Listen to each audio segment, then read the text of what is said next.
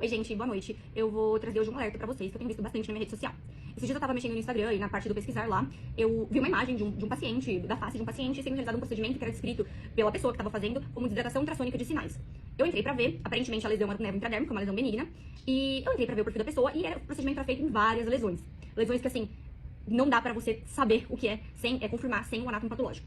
Qual que é a problemática disso? Toda peça, tudo que a gente tira do nosso corpo, o ideal é que seja enviado para análise do patologista. O patologista vai olhar o que foi retirado, vai analisar, vai ver se é uma lesão benigna, se é uma lesão maligna, se a margem está comprometida, se não está comprometida, e aí você consegue bater no martelo o que era aquela lesão.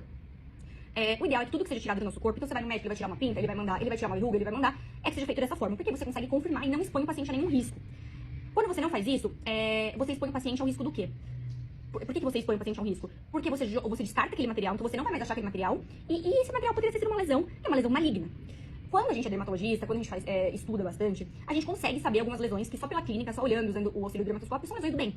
E consegue ser retirada, e às vezes não precisa de uma análise.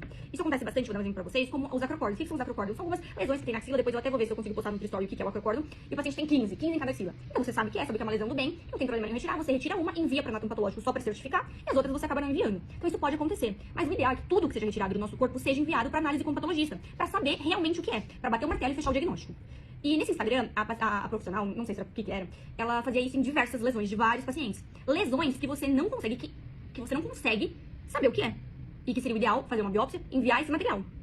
E aí, qual que é o problema disso? O que isso interfere? Por que o paciente vai se prejudicar por isso? Porque tem lesão que, por exemplo, essa profissional pode estar queimando, destruindo, não enviando pro anátomo patológico, e que pode ser um melanoma.